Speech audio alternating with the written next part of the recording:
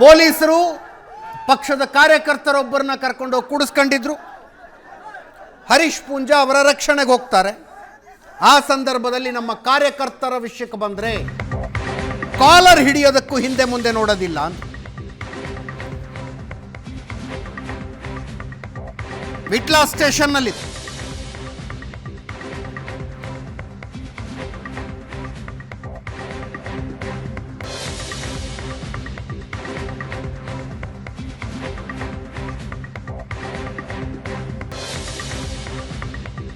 March 19ನೇ ತಾರೀಖು ಬೆಳ್ತಂಗಡಿಯ ಮೆಲಂತಬೆಟ್ಟುನಲ್ಲಿ ಕಲ್ಲಿನ ಕೋರೆಯ ಮೇಲೆ ತಹಶೀಲ್ದಾರ್ ನೇತೃತ್ವದಲ್ಲಿ ಪೊಲೀಸರ ಸಮೇತ ದಾಳಿ ಮಾಡಲಾಗುತ್ತೆ. ಬಿಜೆಪಿ ಯುವ ಮೋರ್ಚಾ ತಾಲೂಕಾ ಅಧ್ಯಕ್ಷ ರೌಡಿ ಶೀಟರ್ ಶಶಿರಾಜ್ ಶೆಟ್ಟಿಯನ್ನ ಪೊಲೀಸರು ಕರ್ಕೊಂಡು ಹೋಗ್ತಾರೆ. ಬೆಳ್ತಂಗಡಿಯ ಮಲಂತಬೆಟ್ಟು ಕಲ್ಲಿನ ಕ್ವಾರಿ ಮಾಲೀಕ ಪ್ರಮೋದ್ ದಿಡುಪೆ ನಾಪತ್ತೆಯಾಗ್ತಾರೆ. ಶಶಿರಾಜ್ನನ್ನ ಪೊಲೀಸರು ಕರ್ಕೊಂಡು ಹೋಗ್ತಾ ಇದ್ದಂತೆ ಪೊಲೀಸ್ ಸ್ಟೇಷನ್ನಿಗೆ ಹರೀಶ್ ಪೂಂಜಾ ಬರ್ತಾರೆ.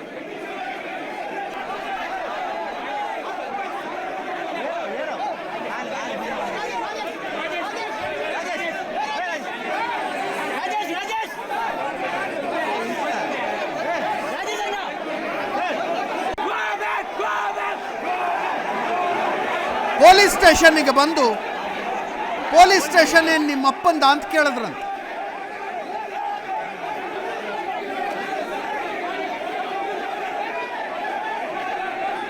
ಬೆಳ್ತಂಗಡಿ ಪೊಲೀಸ್ ಸ್ಟೇಷನ್ನಿನ ಸಬ್ ಇನ್ಸ್ಪೆಕ್ಟರ್ ಮುರಳೀಧರ್ ನಾಯಕ್ ಜೊತೆಗೆ ಮಾತಿಗೆ ಮಾತಾಗುತ್ತೆ.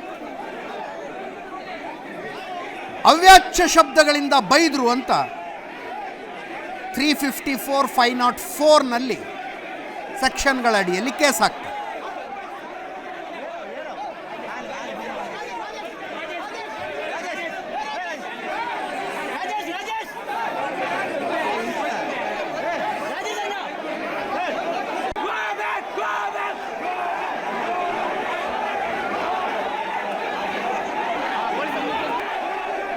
ಇವತ್ತು ಪೊಲೀಸರು ಶಾಸಕ ಹರೀಶ್ ಪೂಂಜಾ ಮನೆಗೆ ಬಂದು 1 ತಾಸಿನಲ್ಲಿ ವಿಚಾರಣೆಗೆ ಹಾಜರಾಗಬೇಕು ಅಂತ ನೋಟಿಸ್ ಕೊಟ್ಟು ಹೋದ್ರು.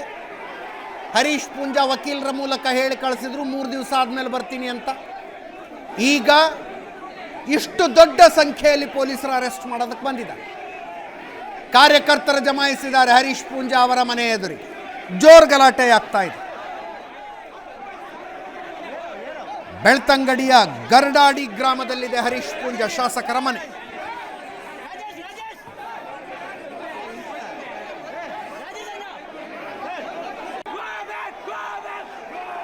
ಇವತ್ತು ಮಧ್ಯಾಹ್ನದಿಂದಲೂ ನಡೀತಾ ಇದೆ.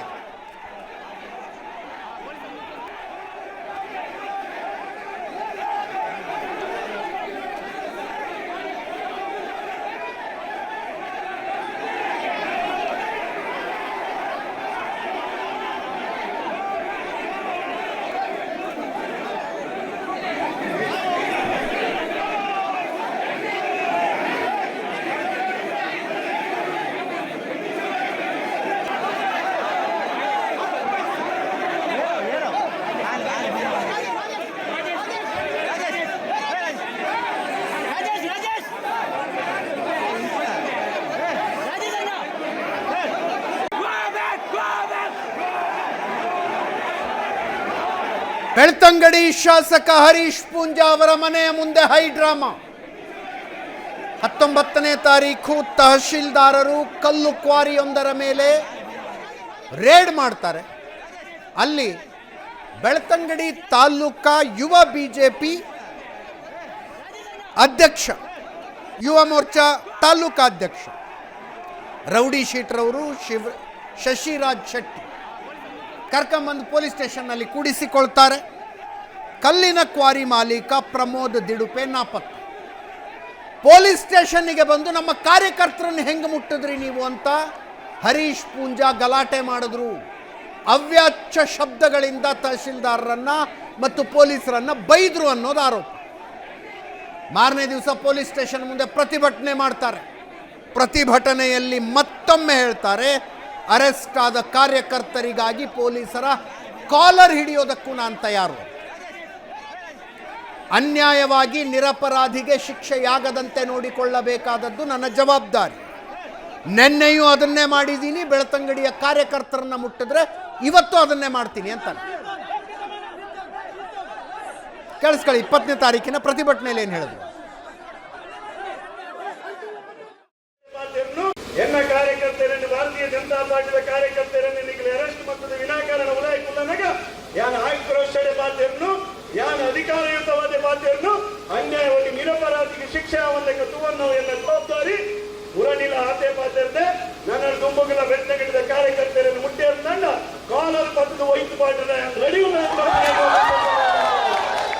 ಭಾರತೀಯ ಜನತಾ ಪಾರ್ಟಿಯ ಕಾರ್ಯಕರ್ತರ ಪರವಾದ ಬೆಳ್ತಂಗಡಿ ತಾಲೂಕಿನ ಮತದಾರರಿಗೆ ಅನ್ಯಾಯ ಪಡುತ್ತಾನ ಯಾರು ಜೈಲು ಕೊನೆಯ ರೆಡಿ ಇಲ್ಲ ಪೊಲೀಸ್ ತಕ್ಕಲ್ಲ ಕಾಲರ್ ಬರ್ತಾರಲ್ಲ ಯಾರು ರೆಡಿ ಇಲ್ಲ ಅಂತ ಬರ್ತಾನೆ ಇಲ್ಲ ಈ ಸಂದರ್ಭ ಎನ್ನ ಕಾರ್ಯಕರ್ತರನ್ನು ಭಾರತೀಯ ಜನತಾ ಪಾರ್ಟಿಯ ಕಾರ್ಯಕರ್ತರನ್ನು ನಿಗಲಿ ಅರೆಸ್ಟ್ ಮತ್ತು ವಿನಾಕಾರಣ ಉಲಾಯಿಕೊಳ್ಳನಾಗ ಯಾನ ಆಕ್ರೋಶದ ಪಾತ್ರನ್ನು ಯಾನ ಅಧಿಕಾರಯುತವಾದ ಪಾತ್ರನ್ನು ಅನ್ಯಾಯವಾಗಿ ನಿರಪರಾಧಿಗೆ ಶಿಕ್ಷೆ ಆವಲ್ಲಕ್ಕೆ ತುವನ್ನು ಎನ್ನ ಜವಾಬ್ದಾರಿ.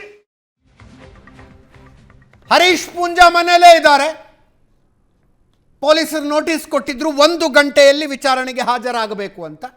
ಹರೀಶ್ ಪೂಂಜಾ 3 ದಿವಸ ಬಿಟ್ಟು ಬರ್ತೀನಿ ಅಂತ ವಕೀಲರ ಹತ್ರ ಹೇಳಿ ಕಳಿಸಿದ್ರು. ಸ್ವಲ್ಪ ಹೊತ್ತಿನಲ್ಲಿ ನೂರಾರು ಸಂಖ್ಯೆಯಲ್ಲಿ ಅನ್ನಬಹುದು, ಪೊಲೀಸರನ್ನ ಯೂನಿಫಾರ್ಮ್ನಲ್ಲಿ ನೋಡ್ತಾ ಇದ್ರೆ ಅನ್ನಿಸ್ತಾ ಇದೆ, ನೂರಾರು ಸಂಖ್ಯೆಯಲ್ಲಿ ಪೊಲೀಸರು ಹರೀಶ್ ಪೂಂಜಾ ಮನೆಗೆ ಬಂದಿದ್ದಾರೆ.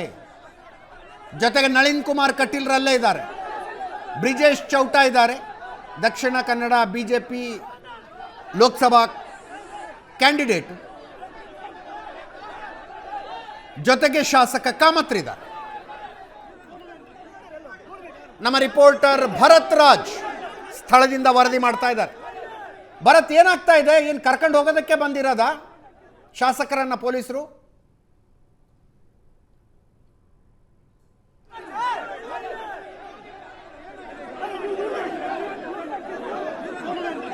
ಮಧ್ಯಾಹ್ನದಿಂದಲೂ ನಡೀತಾ ಇದೆ ಇದು, ಇವತ್ತು ಮಧ್ಯಾಹ್ನದಿಂದಲೂ ನಡೀತಾ ಇದೆ.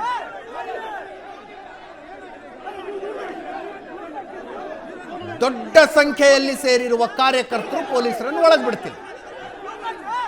ಇದು ಪೊಲೀಸ್ ಸ್ಟೇಷನ್ನಲ್ಲಿ ನಡೆದ ಗಲಾಟೆ 19ನೇ ತಾರೀಕು.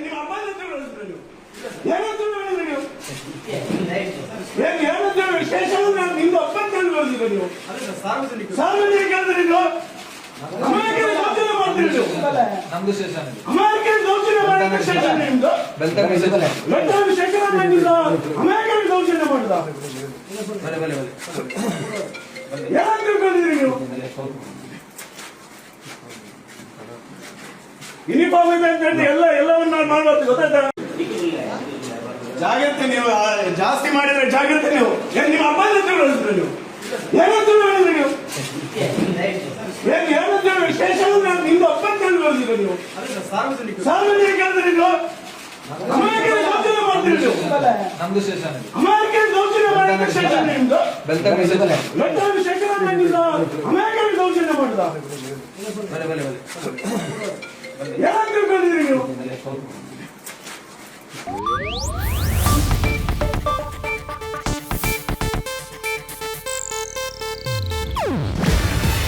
ಇದು ಏಷ್ಯಾನೆಟ್ ನ್ಯೂಸ್ ನೆಟ್ವರ್ಕ್ ಪ್ರಸ್ತುತಿ.